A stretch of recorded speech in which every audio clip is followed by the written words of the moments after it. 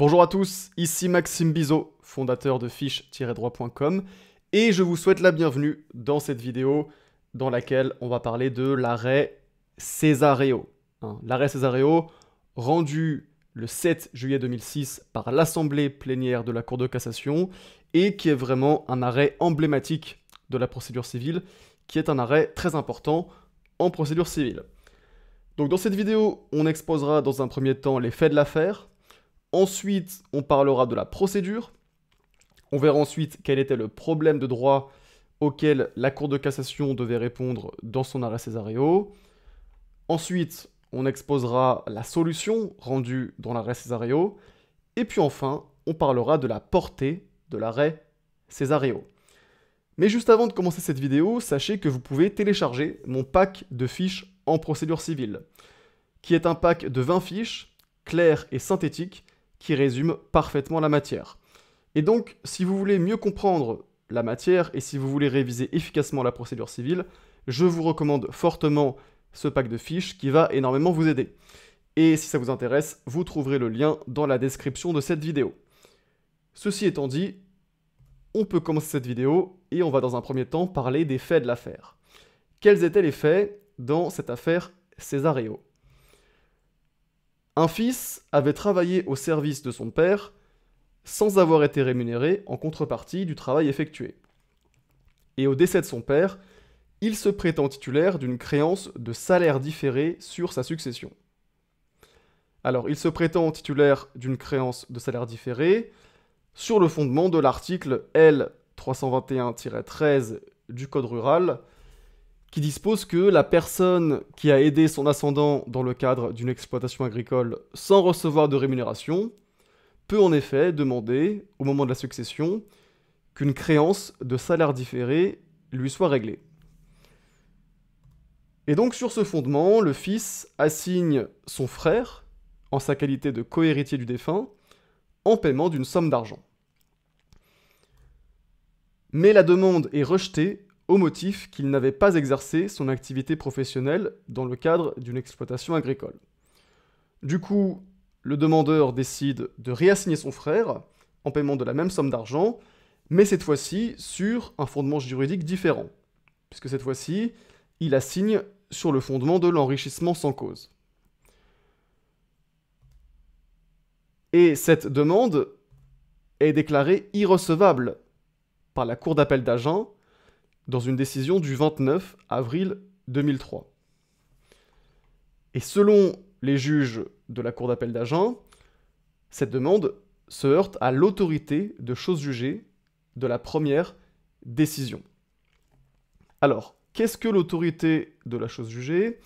L'autorité de la chose jugée, c'est l'autorité octroyée à un jugement qui interdit de le remettre en cause en dehors des voies de recours prévues par la loi, comme par exemple l'appel. Et donc, si l'une des parties au jugement entend le remettre en cause en formant devant un juge une demande identique, eh bien cette partie peut se voir opposer une fin de non-recevoir tirée de l'autorité de la chose jugée. Et pour que l'autorité de la chose jugée puisse être mise en œuvre, il faut une triple identité entre la demande soumise au juge et la demande qui a déjà fait l'objet d'une décision. Et plus spécifiquement, il doit y avoir triple identité d'objet, de partie et de cause. Qu'est-ce que ça signifie concrètement ? L'identité d'objet, ça signifie que la chose demandée doit être la même. L'identité de partie, ça signifie que la demande doit être entre les mêmes parties. Et puis enfin, on a l'identité de cause, donc la demande doit être fondée sur la même cause. Et plus spécifiquement, concernant cette identité de cause, traditionnellement, l'identité de cause supposait que la demande soit fondée sur les mêmes éléments de fait et de droit. Et donc, autant l'intervention d'un fait nouveau que la présentation d'un nouveau moyen de droit constituait un changement de cause et faisait obstacle à l'autorité de la chose jugée. Ça, c'est donc la conception traditionnelle de l'identité de cause. Traditionnellement, il fallait que la demande soit fondée sur les mêmes éléments de fait et de droit. Mais dans son arrêt du 29 avril 2003, la Cour d'appel, elle adopte une conception différente de l'identité de cause, puisqu'elle considère qu'il y a autorité de la chose jugée, alors même que le demandeur a présenté un nouveau moyen de droit. Et donc même si le demandeur a présenté un nouveau moyen de droit, pour autant elle considère que la cause reste la même, et donc qu'il y a bien autorité de la chose jugée. Et précisément, la Cour d'appel d'Agen, elle nous dit que la cause est la même dès lors que les demandes successives tendent à obtenir une même indemnisation au titre du travail fourni pendant la même période, seul différent le moyen invoqué. Elle nous dit seul différent le moyen juridique invoqué. Celui ayant donné lieu à la précédente action étant fondé sur la notion de travail différé, alors que celui actuellement proposé découle des dispositions de l'article 1371 du Code civil. Comme on l'a dit précédemment, le demandeur avait fait une première demande sur le fondement du travail différé en application de l'article L 321-13 du Code rural. Cette demande avait été rejetée et il avait fait une seconde demande, cette fois-ci fondée sur les dispositions de l'article 1371 du Code civil, c'est-à-dire, comme on l'a dit, l'enrichissement sans cause.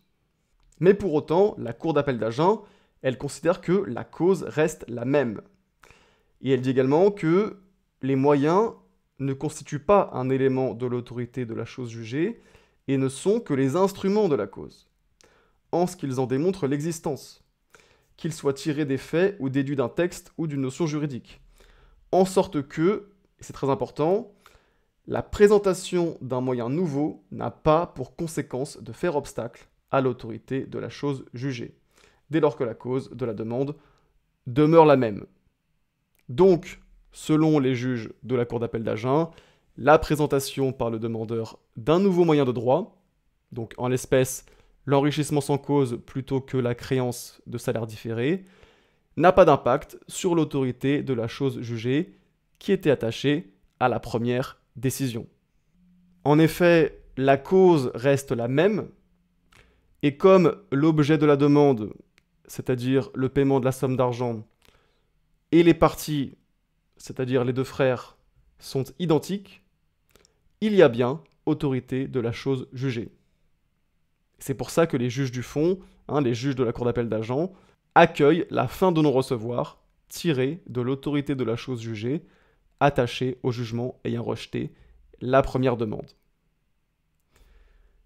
Alors, face à cette décision de la Cour d'appel d'Agen, le demandeur décide de se pourvoir en cassation. Puisque lui, le demandeur, il reste attaché à la conception traditionnelle de l'identité de cause. Selon lui, pour qu'il y ait identité de cause, la demande doit être fondée sur les mêmes éléments de fait et de droit. Il rejette cette conception qu'a adoptée la Cour d'appel d'Agen. Donc il considère que l'identité de cause n'a lieu que si les demandes successives sont fondées sur le même texte juridique ou le même principe. Or, ce n'était pas le cas en l'espèce, et donc le demandeur, il considère qu'il n'y a pas autorité de la chose jugée, que l'autorité de la chose jugée ne peut pas être mise en œuvre.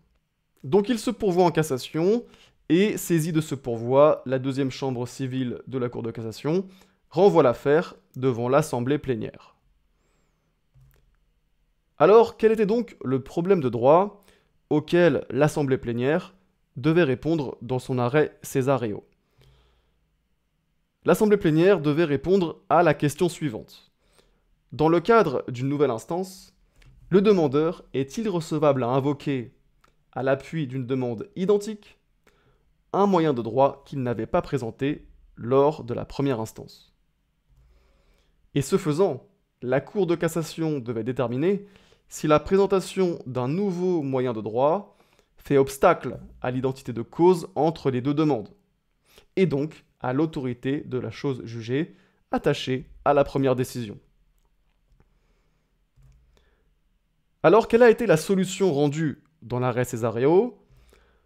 Dans son arrêt Césareo, l'Assemblée plénière de la Cour de cassation rejette le pourvoi et affirme qu'il incombe au demandeur de présenter dès l'instance relative à la première demande l'ensemble des moyens qu'il estime de nature à fonder celle-ci. Et l'Assemblée plénière, elle approuve donc la Cour d'appel d'avoir jugé que le demandeur ne pouvait être admis à contester l'identité de cause des deux demandes en invoquant un fondement juridique qu'il s'était abstenu de soulever en temps utile, de sorte que la demande se heurtait à la chose précédemment jugée relativement à la même contestation. Donc dans son arrêt Césaréo, l'Assemblée plénière, elle consacre un principe de concentration des moyens. Elle affirme qu'il incombe au demandeur de présenter dès l'instance relative à la première demande l'ensemble des moyens, et donc, ce faisant, elle consacre, retenez bien ce terme, elle consacre un principe de concentration des moyens, qui oblige le demandeur à présenter dès la première instance tous les moyens de droit qui sont de nature à fonder sa demande. Et si le demandeur présente un nouveau moyen de droit dans le cadre d'une instance ultérieure, cela n'engendre pas pour autant un changement de cause.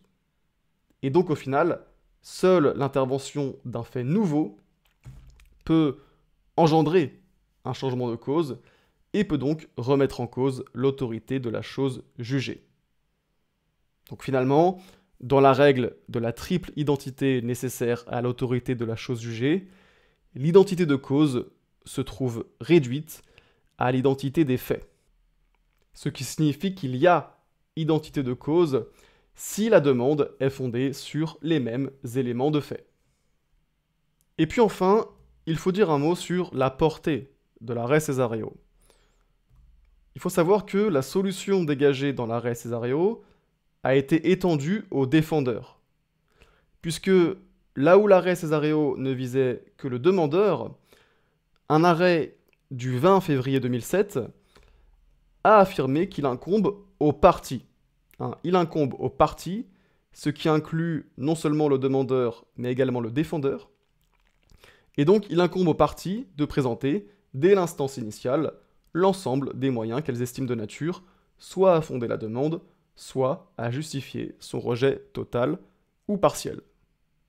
Ainsi, de même que le demandeur, le défendeur ne peut pas introduire une nouvelle instance en soulevant un moyen qui aurait été omis devant les premiers juges.